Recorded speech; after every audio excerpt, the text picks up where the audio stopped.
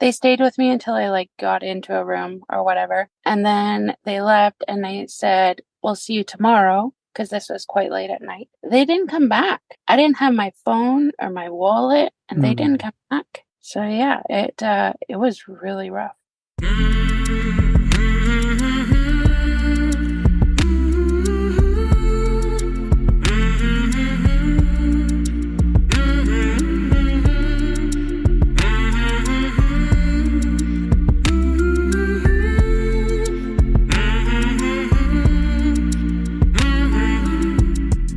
Hey there, my name is Sean, and this is Suicide Noted. On this podcast, I talk with suicide attempt survivors so that we can hear their stories.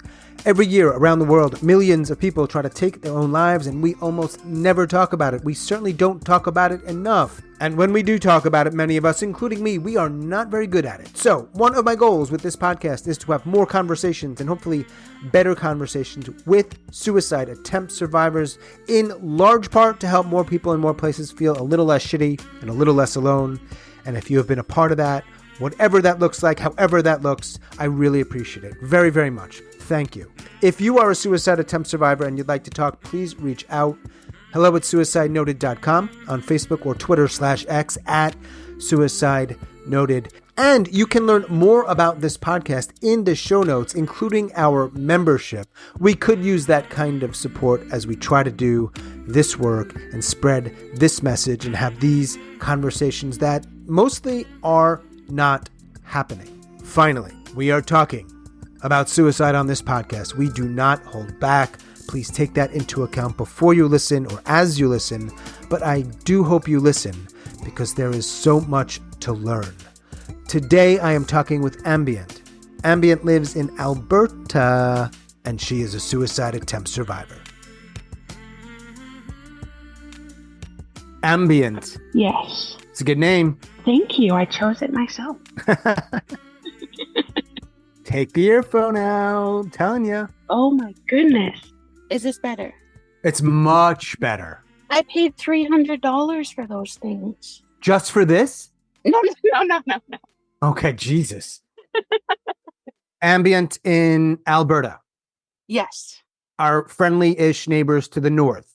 Yes. Is that bullshit? Are you all friendlier? I think it's bullshit. Most of us are the same as you. Right. No surprises. You are in a car. What kind of car is that? 2023 Hyundai Santa Fe. Ooh, someone's doing pretty good for themselves. She's my baby. I'd love to get a Santa Fe. I got to upgrade. I got a 2013. I don't have a Hyundai. I got a Jeep. 10 years does some damage, you know? It does, definitely. Ooh, do you think that's the connection to our conversation today? Perhaps. 10 years does damage. It does. It's my memoir title. Do you know yours already? I do not. So I can come in handy here with my gifts? Yes, absolutely. You know I have a gift, right? I do. So you've heard the podcast. I have. All right. So we're here. I'm in North Carolina. You're in Alberta. You're in a Hyundai. I'm at my kitchen table. I'm wearing glasses. They're reading glasses, by the way, because I'm getting old and you're not. That's right. So you're the youngster here. Yes, maybe. Wait a second. Don't be so quick. Don't be so quick to say you're the youngster. You probably are. Definitely. You're the youngster. I know, but you did say Canadians weren't any nicer. Okay, fine. I got it now. Yeah. All right. So how is it that we're talking about suicide? How did this come to be? I don't really know. So I found your podcast. I heard you on The Moth. Wait, whoa. Say that again so everybody can hear it. I heard your episode on The Moth podcast. Are you wait, you're talking about The Moth, the one where storytellers go and they're really, really selective about who they choose? That one? Yeah, that one. Yeah. You were there? Yeah. Wow. Okay. So you heard it, you found it, you got onto the podcast. What happened after that? I just fell in love with your podcast and listening to people just talk candidly. It's hard to find. That's it. It is very hard to find. Recently, I got an opportunity to tell a very short version of my story to my boss, actually. Okay. It revealed an itch. Like, I have this itch to scratch where I want to talk about it. And I've never had the opportunity except in, those therapy settings, which aren't always ideal. Not always, right. What kind of boss do you have that would be cool with hearing that stuff? She's incredible. Kind of work do you do? Yeah, I recently changed careers. I am now in human resources and health and safety. I guess in some small way, that's what we're doing here, but some might disagree. Yes.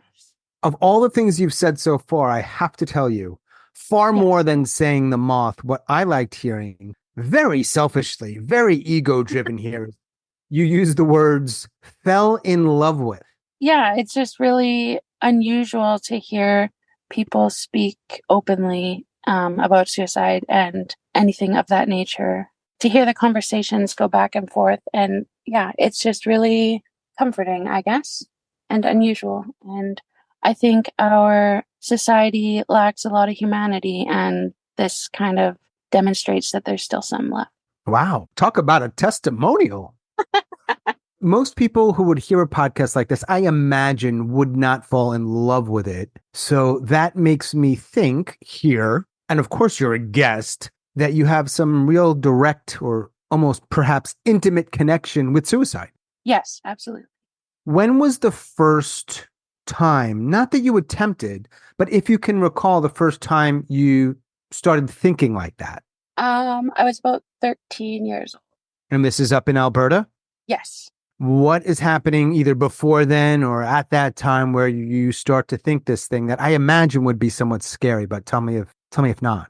So my childhood, I've only recently kind of uncovered this. It wasn't traumatic in the usual way that you would think of traumatic childhood. It took me a long time to figure out why I feel the things I do, but I Mm. grew up in a constant stress response. So that was kind of the home situation. And then I was a very high achiever. So I was in an honors program in school. I was discovering that I couldn't not keep up with my peers. I also struggled socially, and I still Mm. do. I'm not very socially fluent. And then my parents let me know that we're moving. So I think all of those things just kind of combined at that moment. And so you're thinking, is that the right word? Is it thinking, feeling something else where that's a pretty big jump, to be unhappy or dealing with life. And I'm using my words here, sucks. And then to think of ending your life. For some people that hear that, that's a big leap. Right. I think it was a slow progression, but it's accurate in saying I was thinking about suicide for sure. And how old were you for your first attempt? I was 17. So from what's happening from 13 when you move, am I right?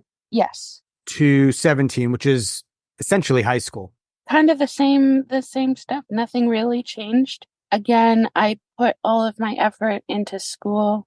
I don't know if Americans are aware, but here in Canada, we have what's called an international baccalaureate's program in high school. Americans are probably not aware. Okay. Don't hate me, Americans, but that could apply to more than just the international baccalaureate. All right, tell me about that. It's a program for, I guess, the term back in the day was gifted or honors students. So the high achievers, essentially. It was a little bit more robust and almost college material, but in high school. I was not a very smart person. I just studied very. So I could not keep up. And with my home life being garbage, not connecting socially with anybody, and now essentially failing at the one talent I did have, that all just kind of combined. At 17. Yeah. Crescendos, so to speak. What happens? So for the specific instance, it was Blue Monday, it turns out. So I don't know if that means anything. I had recently, in my mind, failed a math final exam. By failed, I'm talking 78%. So that can tell you a little bit about my expectations. So I was going to rewrite that exam. I left my house like normal, and I ended up just stopping at a grocery store, and I went to the pharmacy, picked up some pills and a birthday card, actually, which I thought was quite interesting. And then I went to school. I sat in my car, took all the pills, and then I went inside to write my exam. I'm always kind of thinking, I'm limited by words to some degree, and I guess there's some irony there. Is it impulsive? It sounds like kind of in a way, because you kind of woke up like it's any other day. It had been building for years. Right. Yes. So is it the kind of thing where it's building and building, but you still need some? I mean, it doesn't sound like there was anything that happened on that day per se. So I'm wondering, tough question here, why that day? Looking back, I think it was just facing rewriting this exam, and that was kind of the breaking point. Because otherwise, like you said, there was nothing in particular about that day. So you take the pills in the parking lot. You're not in a 2023 Hyundai. No, I am not. Go into school. Do you get to that test rewriting? I do not. There was a teacher at the time who was like, I had developed a lot of test anxiety, so he was kind of mentoring me on that. So I went to see him to talk about the exam, and I ended up feeling pretty ill pretty quickly. So I let him know what had happened. What did he do? Immediately made a phone call to the guidance counselor, and I was taken to the hospital. Now I have a question. Got a lot of questions, as you probably know. Why did you tell him? I think I panicked. Sure. Now, if you had your way back then and you had some agency, you have some power, would you have said, I really don't want to go to a hospital, other than maybe I feel like shit, I need this out of my system in the moment? Like, wait, is that the kind of hospital you went to or another kind? That was the kind of hospital. Yeah. I got it. Did they pump your stomach or give you charcoal or something like that? Yeah, I had charcoal. It's the best. It's so good. That stuff is so I'm bad. thinking of the commercial. Charcoal, it's the best. It's the best. Are you thinking at all like, shit, I want to die? I wanted to die. Yeah. See, that's a feeling that I also want to better understand. I guess this is why people do art, among other things, is because words are limiting. But this isn't an art podcast. It's a talking podcast. What's that like? You're sitting in a hospital bed, charcoal, and you're like, because again, like nothing changed. You're still dealing with all the same shit, feeling the same way, right? Yeah. I don't know how to describe that feeling either in words. It's Yeah. almost like the pit of my stomach was just bottomless. When you're 17, so are they in Canada or Alberta required, or either way, do they contact family or other people? Unfortunately, yes, they do. Who finds out? So both my parents, and then I guess my brother at the time as well. I'm curious how they respond, or do they? Some people don't say a damn thing. My mom and dad showed up at the hospital right away. They wanted to fix it. What did that look like? I don't really know at the time. You said something interesting, and I get it. It's like they wanted to fix it. Right. It. What's the it exactly? Do we know? Did you know? I did not know. Now, upon reflection, do you know? No. Okay. Like, yeah, like what's the it here? Are you talking about me? Are you talking about the thing I did? Oh, are you talking about, I'm sorry, parents out there. Am I apologizing a lot today? It's because you have a Canadian. I know. Yeah. The Canadians are making me more apologetic. Maybe even softer. Ooh. Was the it ever, hey, maybe we should create a, I don't know, nicer home for our daughter? Work on us. Yeah. No, that wasn't it. Being in the hospital, it was, I don't know, they kept me for a while and they're like, you can't see the psychiatrist until tomorrow or whatever.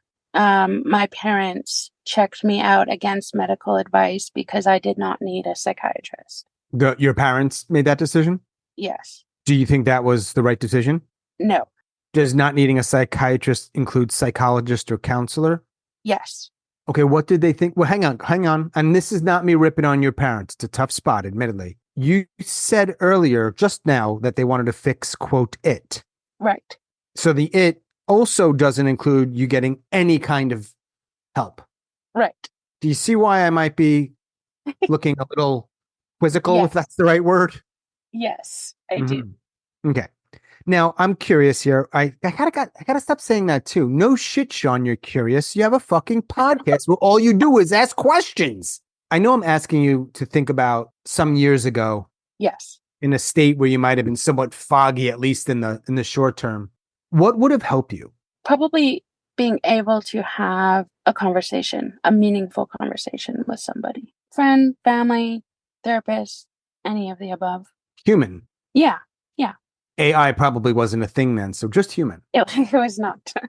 I'm not a parent, Ambient, and you probably know that if you've heard the podcast. So I would fuck it up, no doubt about it, like badly. I know I would. I hope, what do you need? What can we do that might help? I'm Right. going to guess that probably didn't happen. It did not. You see the face? I do. I'm just, I mean, is this a face you ever made with your parents inside or Oh, out? literally every day. Yeah. Like, wait, what? That kind of thing? Yeah. Brother any different about it all? Is he kind of like the folks? He's better than the folks, except that he doesn't know how to shut his mouth. So Mhm. if I'm talking to him, I might as well be talking to them also. So of course you either won't talk to him about this stuff or you'll be very intentional about what not to include. Right. Yeah. And you said that you just wanted somebody to talk to and there was nobody. Right. And the thing that I want people to know is that you go back to life and you know that. Like, you Yeah. know, you're going back into the world and there's no one to talk to about it. Yeah, you might find somebody, but let's be honest about it. You might not. Right. See, that's the shit that is scary for me in my life. And there's reasons why you didn't talk to certain people. When that happened, we could talk to every single person in your life, parents, brother, guidance counselor, whoever. Yeah. And we asked them, would you be open to talking to Ambient? Are you around? Can she talk to you? I bet someone would say, of course. Yeah, sure. Absolutely. Yeah. But that's not the same thing as you wanting to talk to them because they are or are not certain things. That's very different. Right. Buried. That's a huge problem. So that happens. Are you done with high school soon after that? Yes. College? Yes. I go to university. Oh, you call it university up there, up yonder. That's right. Yes. Sounds smarter. The IB and university. Yeah. What happens up in college? Do things smooth out at all? Get worse or better? Worse, I think, because I'm very undecided about what the hell I want to do with my life. And there's pressure. Right. You're 19. You got to figure it out. Yeah. Jeez. Do you remember what you wanted to be when you were 5 or 10 years old? A doctor. And at 19 or 20, no more? No, that was off the table. I'm not smart enough for that. Okay. So in college, things don't get better. In some ways, they're getting worse. How old are you for suicide attempt number 2? 20. So you're in college or no more? I am. Yes. And is this in the same area you grew up in? Yes. The new area. Yeah. The new area.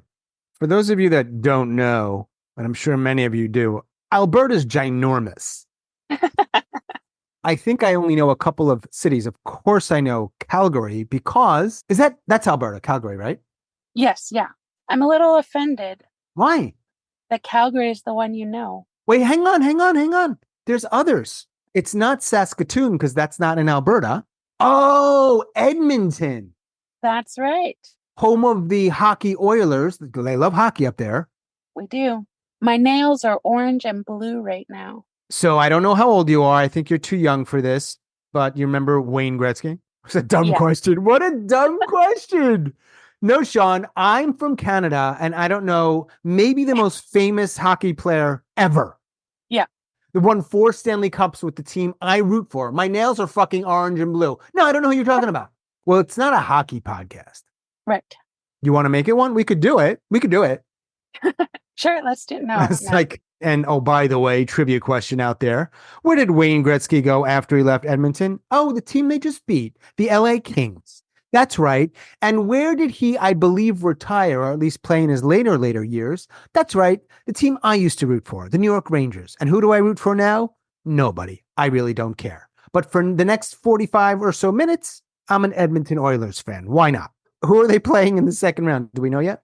I'm not hopeful. I don't know if I can say that as a fan, but well, you let me know if I should cut that out of the final version of this episode. I don't want to create any problems for you up there. All right. So you are going through college. Is suicide attempt 2 in some ways at all similar to suicide attempt 1? Or are there some differences? It is very similar. It was a little bit more planned. I was pretty stupid and didn't change up the method. I think people either change the method or change, like, if you took 20, you'll take 40, something like that. Or they change the pill. Right. I'm not giving anyone ideas here. I'm just telling people what I've heard. That's it. You weren't in school, you were in college. Was there someone around again who you told? Yes. So I ended up, my brilliant plan was I was heading out for a weekend at my friend's. It was Halloween for a Halloween party. So my plan was to take the pills and then, go for the dinner, whatever, and then go to bed for the night, be done. Turns out I did, I guess you could say I upped the dose. So I ended up skipping out on dinner. And when they got back to the apartment, I was pretty sick. Had you already gotten dressed in your outfit, your costume? No, What would you have worn that night? I was dressing up in Doctor Who gear. Oh, that's cool. You didn't put it on because you didn't feel well. Right, So when you're leaving your home and you're going to this other place and you're driving there and you're packing, right? You're packing a bunch of extra pills. right. So it's intentional. It's a plan. Like you said, it's more planned. Yes. Take the pills, stay there, get sick. And when they come home, you said I don't know if you said really sick or really not doing well. Really sick. Yeah. Were you passed out or what was happening? No, I was just like throwing up everywhere. And what did your friends do? They took me to my favorite place, the hospital again. Charcoal? Yep. What's our slogan? It's so good. I love it. The best ads are so simple. They are.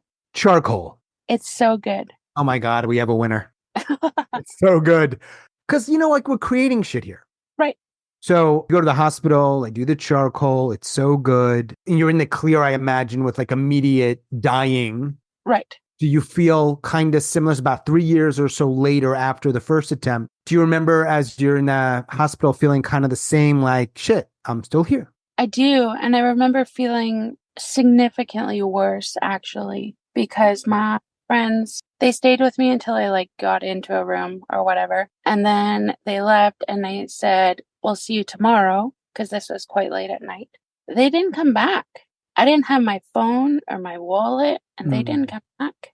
So I ended up like the next day checking myself out. I took the train to go to my friend's apartment. She wasn't home. I don't have a key. I have nothing. So yeah, it was really rough. Did your friends know that you were struggling like in that kind of way? Yes. It's always a shock, but maybe not as much if they had absolutely no clue. Right. So they knew. Did anybody else find out? My parents ended up finding out as well because this was early cell phone days, and they were trying to get a hold of me over the course of the weekend with no response because I didn't have my phone. The unexpected consequences of not having one's phone. That's right. Now, does the same thing happen in that they or others like say, no, you don't need that kind of help? Do you change course? At this point, I started to go therapist shopping, is what I call it. Try to find a psychologist or a counselor that can help. I did that for about a decade. Oh, without finding someone? Oh, yeah. So until that point, you had never been in therapy of any kind? I tried multiple therapists, but never longer than a month or two with. It's hard to find the right therapist. It really is. When people just say, oh, go to therapy or just talk about it, I'm like, yeah, those aren't inherently wrong things to do, but you're missing a part of the conversation. Not everybody is. Yeah, I can talk about it, but Yeah. yeah, I could spend 9 years looking for a therapist, but there's buts to it. Right.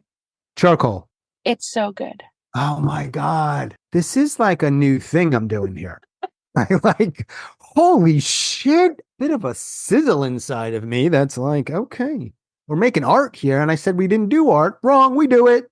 Well, I do art, so I appreciate that you're on board. Totally. The other question I have about Canada, I don't know if it's more provincial in terms of Alberta, the hospital, and this is both attempts, when they give you charcoal, when you've overdosed, they know it's a suicide attempt.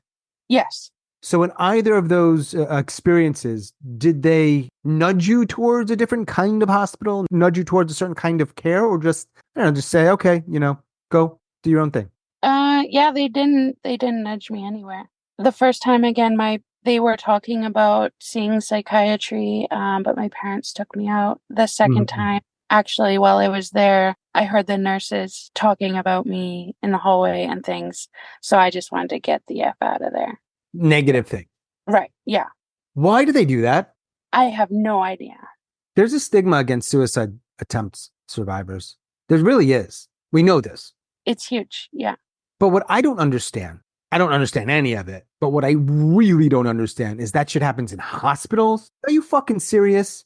I'm doing it again. I'm doing a little qualifying or apologizing because I'm talking to a Canadian. I get it. Your jobs are hard and a lot of you do amazing work. I know that for sure. It's not cool to fucking make fun of everybody, especially, come on, like you don't even need to be, not that they're going to listen to this or change their behavior, but Ambient, really? Yeah. Just don't be a fucking asshole. Okay, I'm done. I'm off my rant. You ever see those friends again, or did they kind of ghost you? No, I saw them again. We stayed friends for a number of years after. Oh, that's cool. Did they ever share with you what it was like seeing you and taking you to the hospital and all that? I'm wondering, it must have been hard.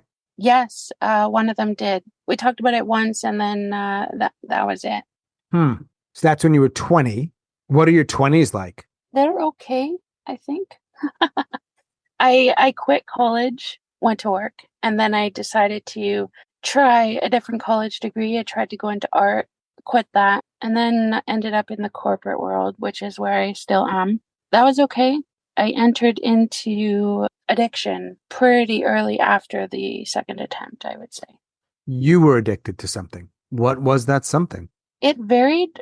It started with alcohol, and it wasn't cutting it for me. So then we went to cannabis, and then I had a sexual abuser at my workplace, and he used to pay me with pills, opioids. So that started. So just to be clear, and I know we're getting into some sensitive stuff. Hmm. Someone at work was abusing you sexually, and you, knowing you had essentially no choice, said, fuck it. I mean, I just want to get the pills. Yep. I don't think I've ever heard that before. I mean, this is going to sound very strange because it sounds like I'm getting off on other people's pain or whatever. I'm not, but it's interesting to hear things I haven't heard before here. I've had a lot of conversations. Yeah, absolutely. I think I'm kind of an unusual person in the maybe addict world because I'm a rule follower for the most part. Once that person was out of the workplace and no longer around, I lost my connection to get these pills, and I did not know how or wasn't able to like go on the streets and find somebody to do that. So I found it's a medication that's sold over the counter here in Canada. I think it's prescription in the United States. But it does a very similar thing if you take it at high doses. So I replaced the opioids with that. Are you still taking them? Yes. Did that sound judgmental? No. Because the word still suggests you shouldn't be in my mind, which makes me think that was a bad question. I didn't take it that way. Yeah. Because you're Canadian. That's right. Okay, so is this an addiction that is creating problems for you? Yes. And it's been, I'm imagining, years. Yes. Years. So you got out of that situation with that person who was abusing you. Was that, and you're in a new, from what we said towards the beginning of the conversation, new work, new place. Yeah. Can I say it's a little ironic that you work in HR? HR, health and safety, given what you just shared. Like, wow. Yeah. Yeah. Maybe not a coincidence. I come from blue collar. I was working in like a equipment shop, so a lot of rough around the edges people. Rough Albertans. That's right. So at 20 years old, you had your second attempt. What was it? Last year? This year where you find or look for and or find this podcast? Yeah, it was late last year. So all the time, part of the time since your second attempt at 20 years old, are you ideating? All the time. All the time. All the time. Like daily. Yes. But you've not tried. No. Come close? Yes. Are you, as we talk, I'm not going to ask if you're thinking about it. That's weird because we're talking about suicide after all. But are you planning now? Yes. How much do you want to share about that?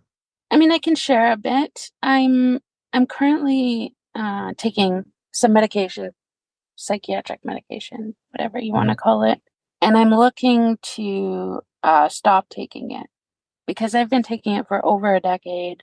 I feel like it may be more of a hindrance than a help, but I have tried stopping in the past, and withdrawal is a bitch. Yeah. That is not a good time. But I have the feeling that if I can get over that, that maybe there's light on the other side. So I have a plan for if I can't make it through that. Meaning if you aren't able to get off or when getting off, it's brutal. When getting off, it's All right. So that's on the table. Now, I want to share with you that I offer to my guests and this has actually happened more recently, and I don't know why, because when I speak with people, there's usually like a 2 to 3 month lag before it actually comes out. I say, look, if you want me to bump it up, I will. I usually go in order, but if you're not going to be here and it matters for you to hear it while you're alive, because that's the only way I guess you can hear it, I'll do that. So anyway, that's an offer for you. Just think about it if you ever want me to do that. okay, for sure. Do you think you'll listen to it when it comes out, or you can't stand your voice like 98% of other people? I can't stand my voice. What I meant by that is that 98% of people can't stand their voices, not your voice. Right, right. I got that. Fourth apology to the Canadian today. Yeah, that's It's just like a whole new me. Maybe you just move to Canada. I'll be nicer. And then I'll realize you're not any nicer. And then I'll just go back to my old ways. And then I'll be bitter about the fact that I was wrong and be even more of a dick. Okay, won't go. Stay here. How many people know that we're talking about this? one. Oh, your boss? No, actually. A friend. He lives in New Jersey. He's a fellow American. How do you have a friend in New Jersey? That's far from Alberta. It is very. We met through addiction recovery community online. Oh, cool. So you said that you were on a medication. That means you did go find at least a doctor that would prescribe you medication. Yeah. So after the first attempt, I went to my GP and he gave me the diagnosis of major depression and general anxiety disorder. And I went through all of the meds to find one. Recently, I went back for reevaluation to a different doctor, and he looked at my history and he said, sorry, there's nothing I can do for you. You've tried everything. There's always new shit, isn't there? Well, that's kind of what I thought. Do you think the diagnosis that first person gave is accurate? I think there's something more. It's really difficult. Everybody talks about Canadian healthcare being really great because it's free. It's not great if you have mental health issues. It is in the worst. So trying to get in touch with a psychiatrist is impossible. And I find because I'm quote unquote high functioning, they don't take me seriously. But last year, the person I did see suggested borderline personality disorder as a diagnosis. That's one of those that I think are like, we're not sure, so we'll just pop that label on. Mm-hmm. That's what it is when from people I've talked to. But do you think that there's some validity to that diagnosis? I do, yeah. What does that look like in your day to day? Just little ability to handle any kind of emotion. The smallest thing feels like the end of the world. And then the constant ideations, self-harm, that kind of thing. My coping tool that I developed from a child is dissociation, kind of identifying recently that I have different dissociative identities. That's not a diagnosis. That's just kind of the way we've described it. I'm in therapy. Do you have names for the other identities? I do, yeah. How many are there? There's 3. Is one of them ambient? Yes. Is one of them your given name at birth? Yes. And there's a third. I don't know a lot about it, and you may not want to talk much about it, but I want to ask you a question with the understanding that it might inadvertently sound a little crass. Okay. Is ambient the only one that could have this conversation? Yes. So are you able to, when I say you, I like, you know what I mean? Like, I don't know the exact wording here. Yeah, for sure. Are you able to sort of turn it on and off for something like this or other things in your life where you need that person to kind of, for lack of a better word, step up and take care of business? I think I'm developing that skill. Yes. That's kind of fascinating and probably terrifying at the same time. It is, yeah. Because I know for some people, they have like versions of themselves, right? Most people would consider normal, lack of a better word, quote unquote, right? Normal. And it doesn't mean it's going to be anything that's moving in that direction at all. It's just, but I just think about like how or when, and this is kind of rhetorical, like how or when does it move to something else, right? Turn into something where there are sort of distinct personalities. They have names. They might sound different. It's so on, I think I've had a few conversations with people, at least a few for sure, that have that diagnosis. It's very interesting. Is there any sort of, what's the word I'm looking for here? Way to manage and or cure that? I don't know why I don't like the word cure, but yeah, cure that or change that if you want to. And not that I've found or looked at. And they're serving you in a way. Right. So you have a friend in New Jersey, a boss you like, an older brother. Yes. Of all of them, and probably some I don't know and didn't name, given what you shared throughout, but especially in the beginning, it sounds like few, if any of them, you can really talk to. And if I'm wrong, tell me. I want to know. No, there's only, I would say one, my New Jersey friend, but yeah, that's the only. Shout out to New Jersey. So as we talk today, and perhaps in the past years, do you wish either attempt had you had died? No, I wish there would be a new successful attempt. That sounds weird, doesn't it? The word successful or the fact that you feel that way? That I feel like I wouldn't have changed those two, but that I would want another one. When you think about, let's call it a potential plan, that might not be the right wording. Same method? No. Is it a method where you're like, this is more likely to work? I am imagining that's kind of a dumb question.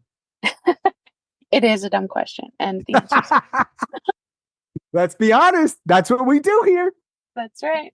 That's a dumb question. And I'm going to leave it in. I'm totally leaving it in, just so you know.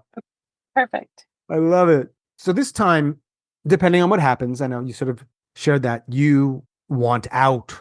You did what you did those other times too, it sounds like. Yes, I did.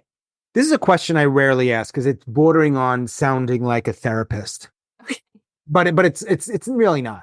Is there anything in your life, internally or externally, that if it changed, you would be less likely or eliminate the idea entirely of trying again?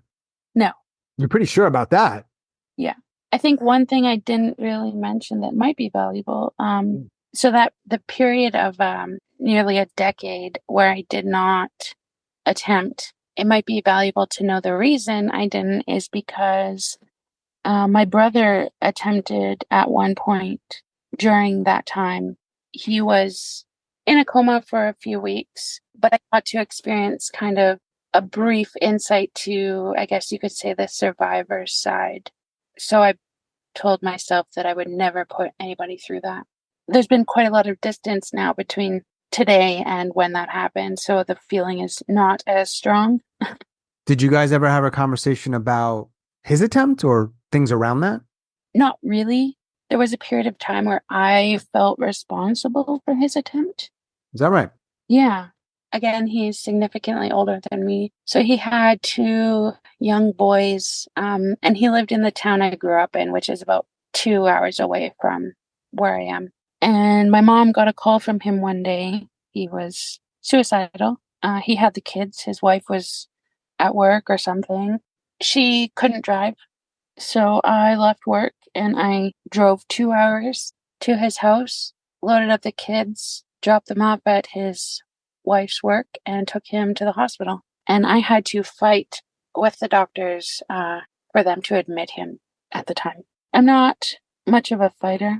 I'm a people pleaser. I'll do whatever you want me to do.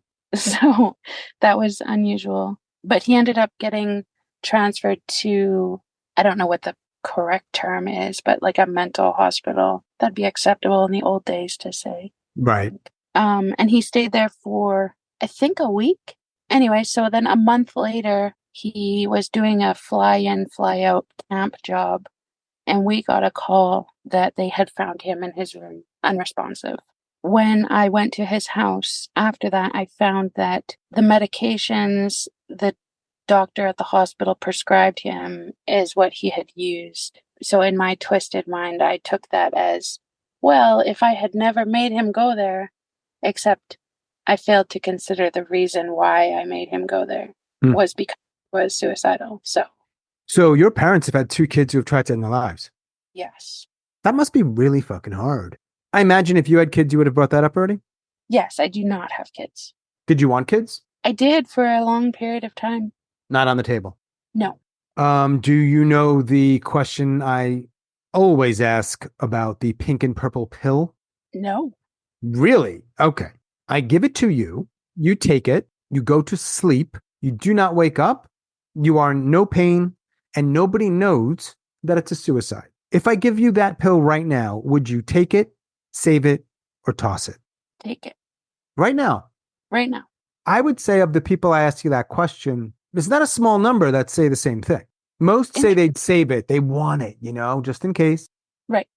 There are some that are in a different spot in their lives or for whatever reason say, no, I'd chuck it. But a good, like I said, not a small number say, no, I'm take it. Take it right now. Take it tonight. Yeah. Now, I know you're into art. You might be wondering why it's pink and purple, and I don't have an answer for you. I just made that shit up. Okay. Myths and or misconceptions around, well, to start off with suicide, but it can be about other related things, other things in your life. Probably everyone says this, but the myth to dispel is it's not selfish. Mm-hmm. We spend excruciatingly amount of time considering the other people that are going to be left behind. So I think just letting people know that. Like, for example, if I were a woman, do you think you'd share differently or share more or less? Absolutely. Less. Really? Why is that? I really struggle to connect with women. I don't know why. Jade, Ambient, me too. Not for the podcast, but you know what I'm saying. Yeah. Well, yeah, I think I'm probably more inclined to have these kinds of conversations, whatever they look like, with women than men. The opposite sex, essentially. Right. Yeah. Just, I don't know, more natural. Yeah. What else would you like to share, Ambient, in Alberta in a Hyundai Santa Fe? I don't think there's anything else. I'm actually checking the weather in Edmonton right now. It's not that warm. I am dying. It's 52 degrees. This is considered a very nice day in Edmonton. 52. You know what's interesting here? Couple things. I just Googled Edmonton, and then I clicked images. Beautiful city line, right? Beautiful build, beautiful greenery. You know what I don't see, so I'm not sure I entirely believe you? Glaciers? Well, I don't, but also I don't see a Hyundai Santa Fe in any of these fucking pictures. So where are you really, Ambient? Come on. I think from what I've learned, men in particular, maybe some of those kinds of guys you used to work with or people you know, often out west, Canada or the US, probably a little bit more likely to be blue collar, even more so in rural areas. There's a high attempt rate.